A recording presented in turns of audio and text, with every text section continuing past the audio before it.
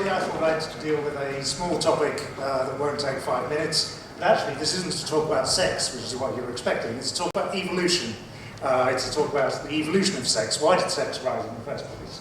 But there's little that people are more passionate about than sex, and this is well illustrated in fine arts, in sculpture, and in pop art, which is going to appear in the next slide. But in the meantime, you can look at this, because this is a very famous sculpture by Rodin. And this is currently on at the Tate Modern, and there's lots and lots of people looking at this. Lots of other cartoon-like pop art pictures like this. And sex has also informed a lot of literature, like this book by Tolstoy, which is well worth reading if you haven't read it already. But I'm not just talking about humans here, because I'm talking about the evolution of sex. And a lot of creatures other than humans use sex as a form of reproduction, like the creatures that are appearing on the next slide, which is these birds. And birds are just one of the groups which use sex. And coming up on the next slide is another very different group of organisms, fish. In fact, these seahorses are rather unusual in that the males get pregnant. There's a pregnant male on the right there, which is rather unusual for sexual reproduction.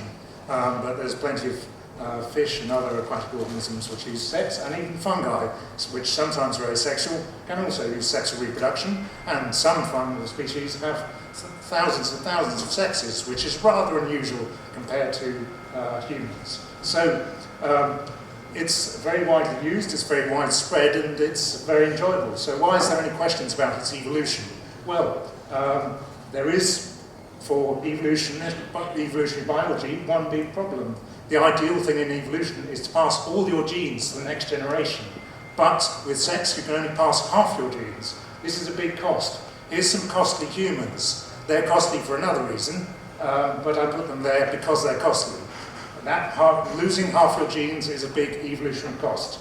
Another big evolutionary cost is that sex breaks up nice combinations of genes in the sexual reproduction process, like these warehouses that are disappearing. So those are big costs. Why does sex survive? And the reason it survives is because it produces nice mixtures of genes which are very useful. And we know mixtures are useful because you can use them to make things like chocolate cake, which is being made here. Now that's a good reason why sex should persist, but you need other justifications as well. And in the real world, the real justifications is to do with the fact that in different parts of the real world, the way that evolution acts are different. Some parts of the world are much tougher than others, like this bit here.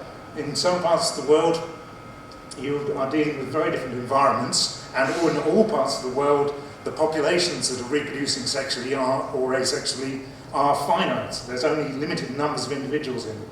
This gives sex an advantage. Also, over time, the nature of evolution changes. This is inevitable. In the evolution of sex, this has been described as the Red Queen hypothesis. Here we see the Red Queen from Through the Looking Glass by Lewis Carroll talking to Alice. The Red Queen has to run to stay in the same place, like I'm running through this talk. And that's why it's called the Red Queen hypothesis, because creatures that are reproducing sexually have to run in evolution to stay in the same place. And one of the reasons they have to do this is because they're often attacked by parasites. Here's a parasite insect, a parasitoid, laying eggs into another insect. It's rather unpleasant, but it goes on. And there's lots of parasites around, and so that's a reason for sex. And this is a brief view of a scientific paper on the subject, where you have a model of genes evolving to resist parasites, fluctuating on the bottom, and the number of sexual organisms in the population on the top, and it increases and takes over. There's a lot of parasites around. Here's some moss sitting on trees, and as a result, the Red Queen hypothesis is well supported in a lot of different scenarios, and is a good justification for the existence of sex. 5 minutes is nearly up, and so why am I talking about everything? Well, there's one sexually reproducing species which exists in large numbers. We're very familiar with it, and it's changed nearly all of the world. And it's probably going to go on continuing changing the world, and that's the matter for the future, but that's why I'm talking about everything, because sexual reproduction affects everything. Thank you.